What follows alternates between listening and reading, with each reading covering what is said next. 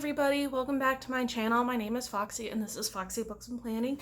Welcome to my September 2020 reading wrap-up. These are the videos where I summarize the things I read this month, the things I'm working on, and the things that are coming up in my TBR. As a quick side note before we jump into it, if you hear any funny noises in the background, that is my washing machine running. It is not doing so hot these days, so it makes a lot more noise than it used to. That being said, let's just jump into it.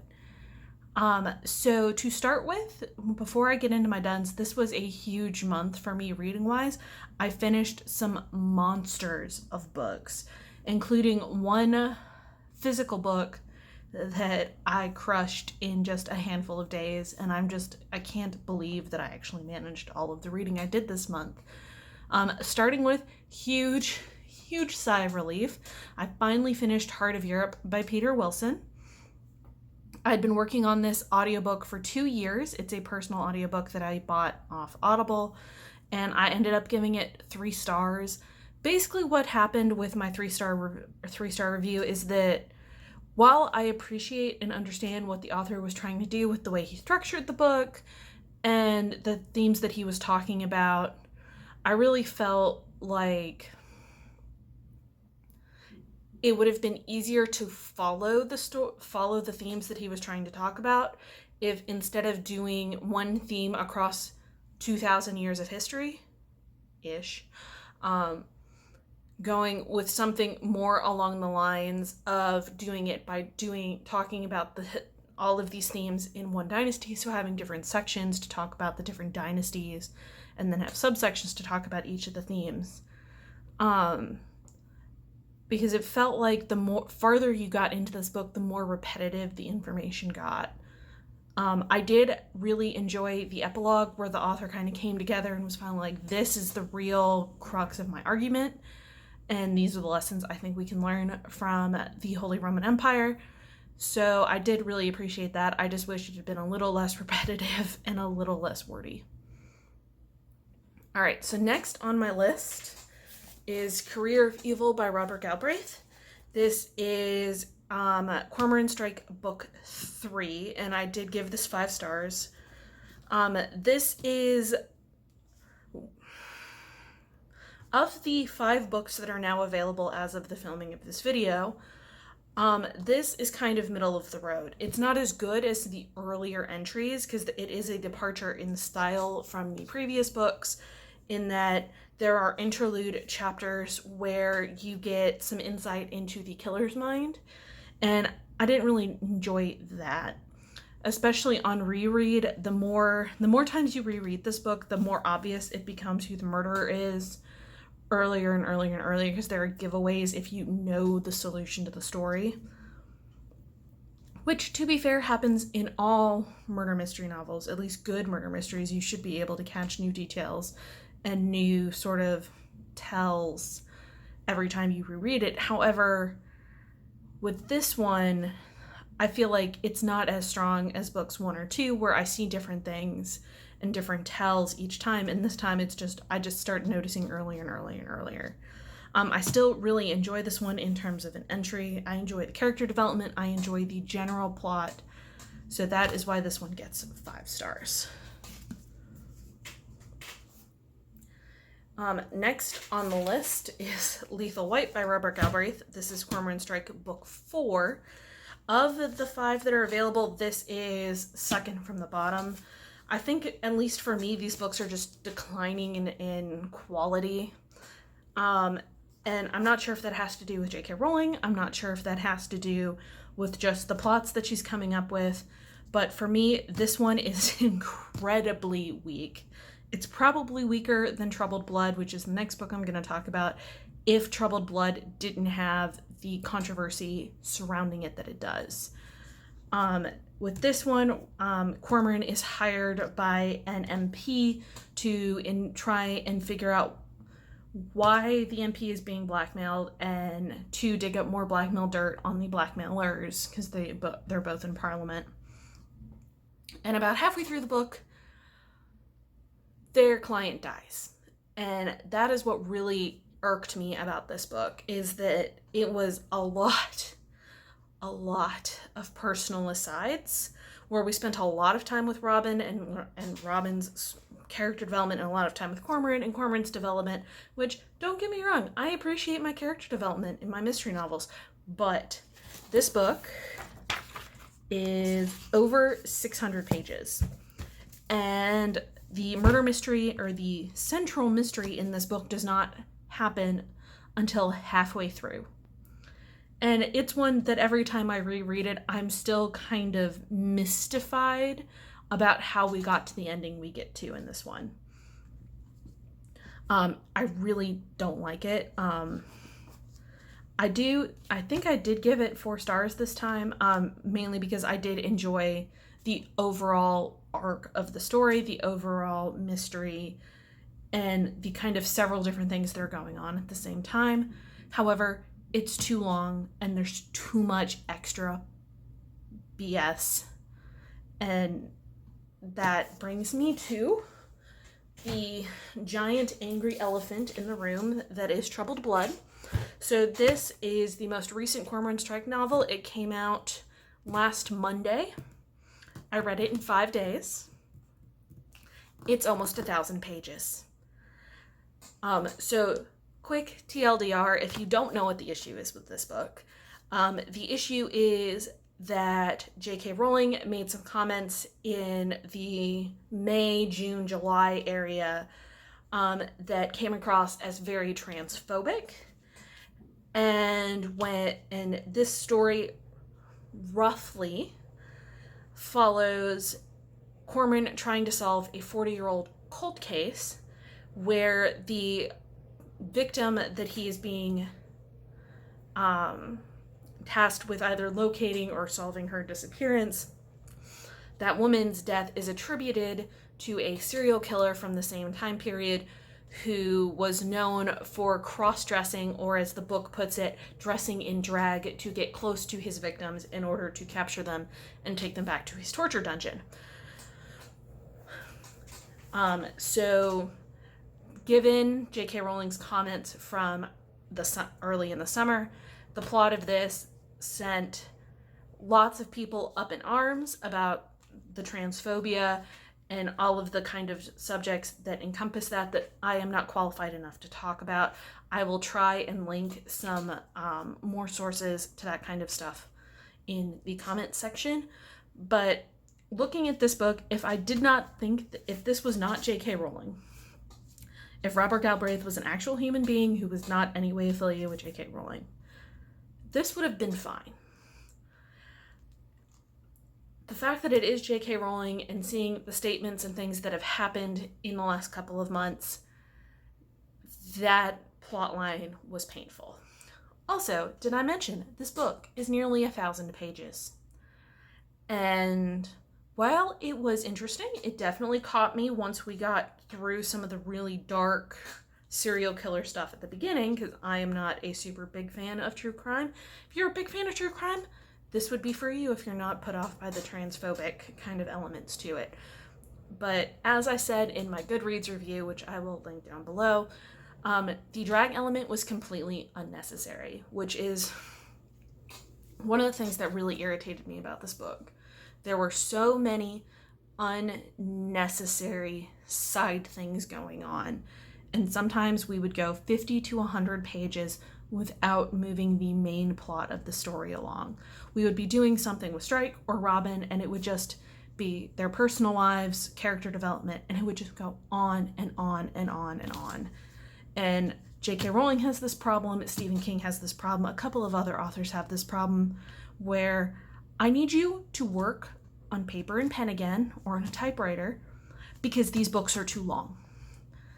And especially with this book, I think the editor really needed to step in and do some editing and maybe discuss with J.K. Rowling that having a character that utilized drag to kill women after making the comments that she did was not a good idea.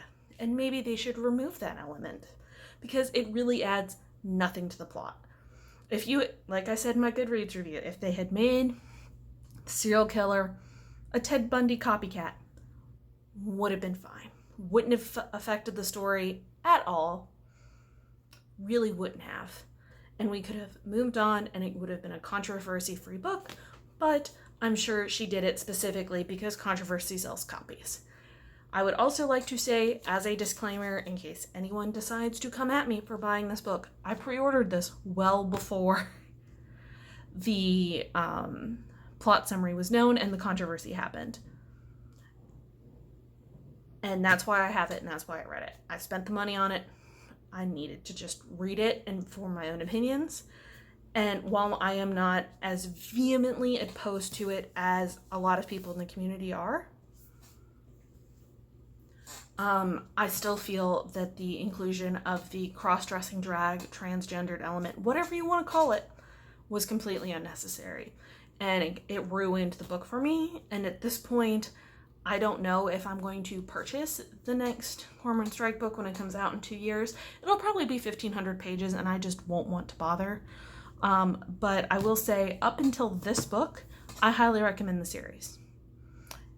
Get it from your library, get it on loan, borrow your friend's copy, take your friend's free copy if they're divesting themselves.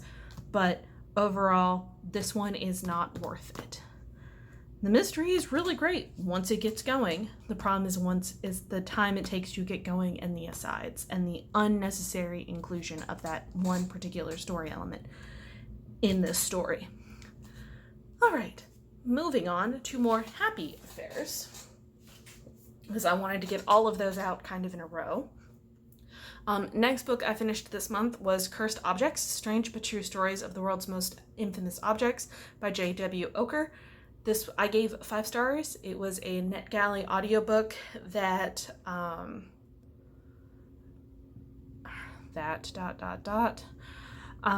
really enjoyed.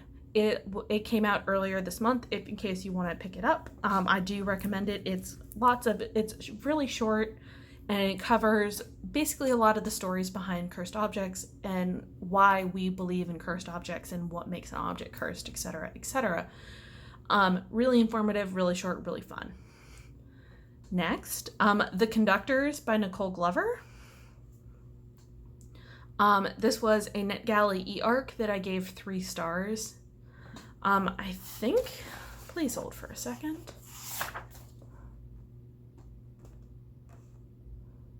No, okay. So I did enjoy this book. And I do talk about it in some of my other videos, why specifically I gave it 3 stars.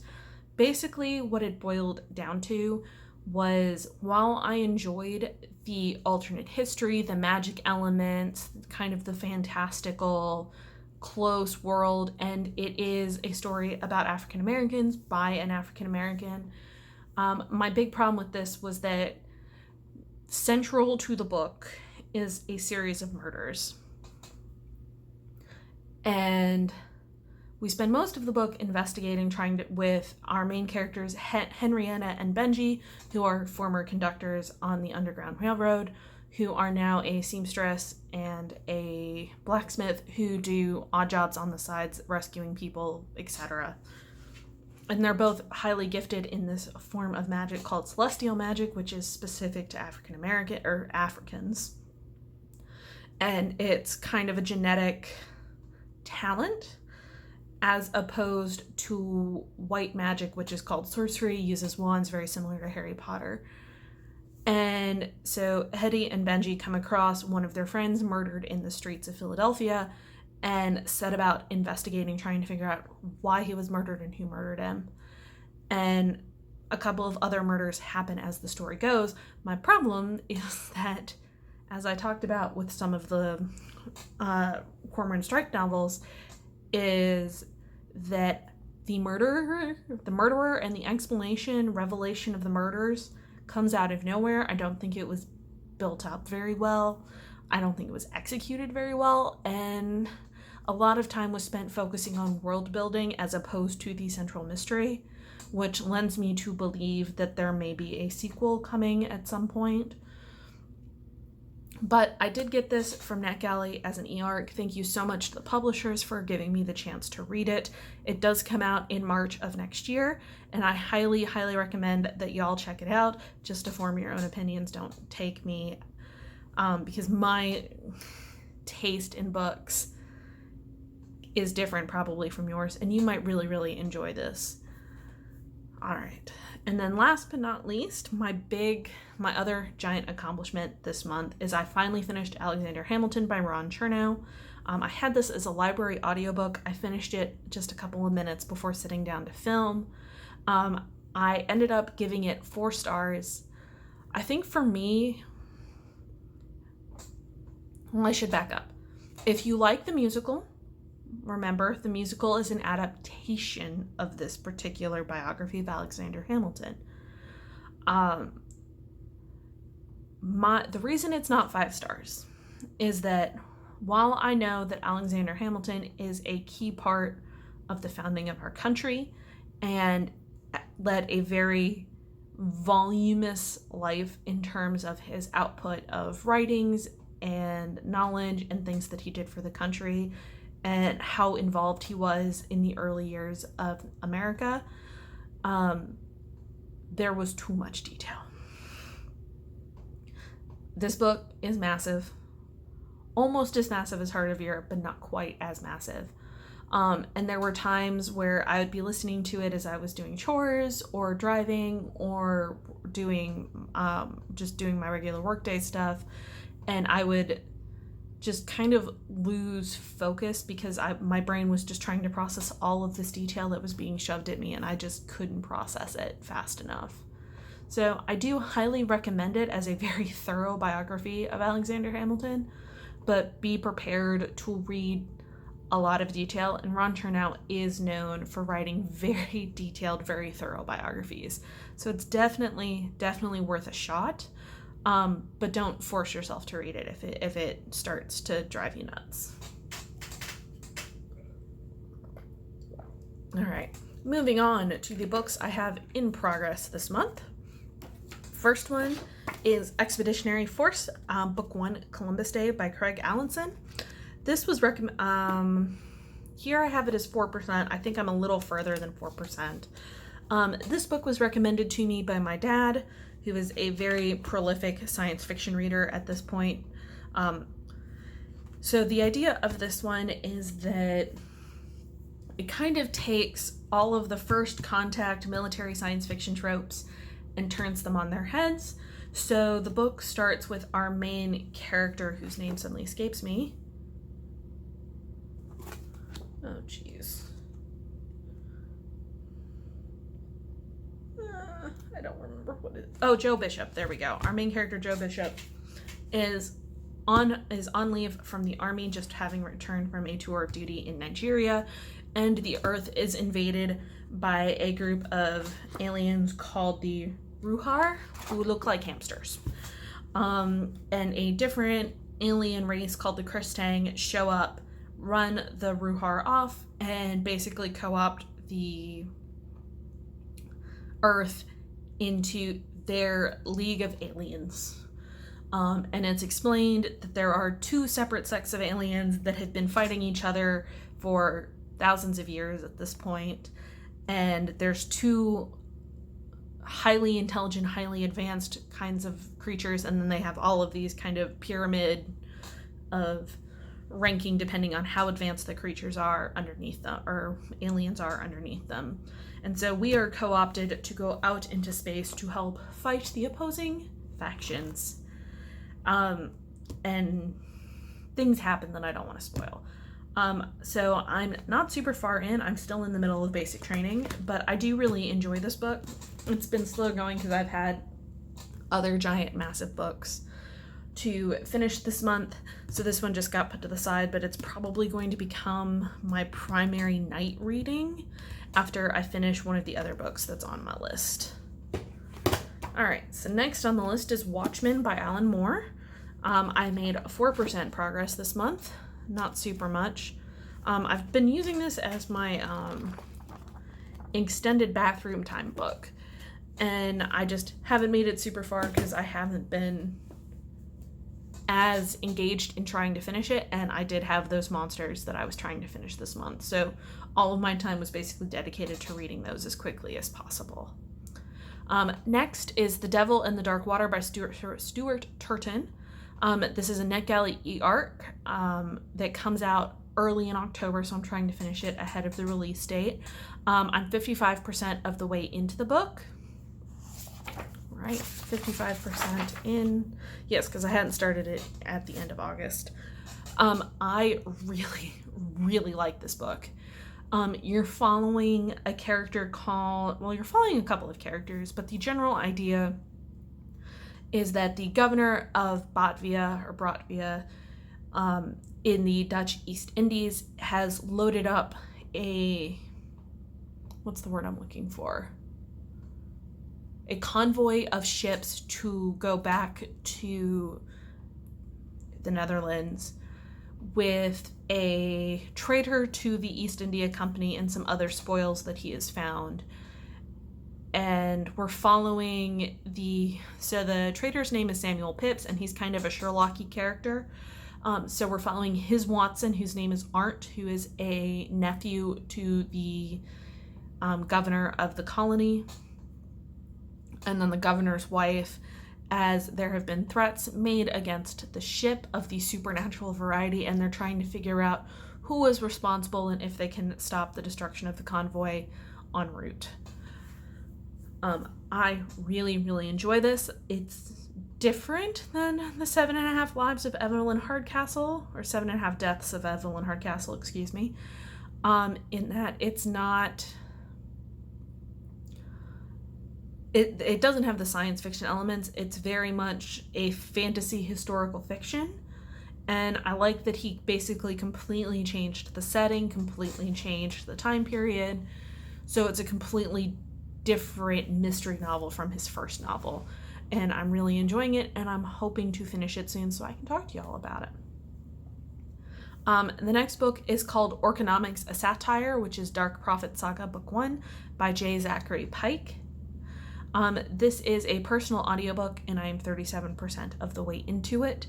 It's very much if Dungeons and Dragons was corporate America, or just corporate culture, in that we're following a group of adventurers who are prophesied, and they're trying to retrieve the Elven Marbles, I believe. They're trying to retrieve some MacGuffin.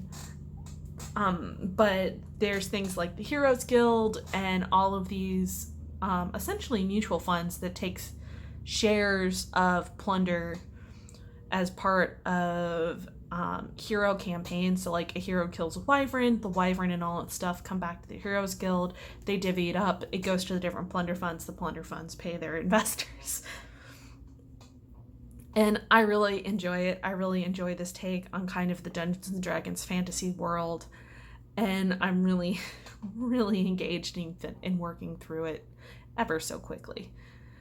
So the next 3 books, no surprise, I haven't made any progress because I've been busy reading a bunch of other stuff. Childhood's End by Arthur C. Clarke, which is a library ebook, not audiobook. Love in the Time of Clara by Gabriel Garcia Marquez, library ebook, no progress. And Lord Fowl's Bane by Stephen R. Donaldson, which I have as a personal ebook. In terms of things that are on deck for the month of October, there's a lot, but the 3 big ones are the 3 books I have from NetGalley that I need to review for NetGalley, which are The Haunting of Beatrix Green by Rachel Hawken, Ash Dargan? No. I will throw up the names of the three authors of that particular book. The Long Dark Road by P.R. Black, and Untold Mayhem by Mark Tellis. So for the month, if we summarize the progress, that's 7 books finished this month.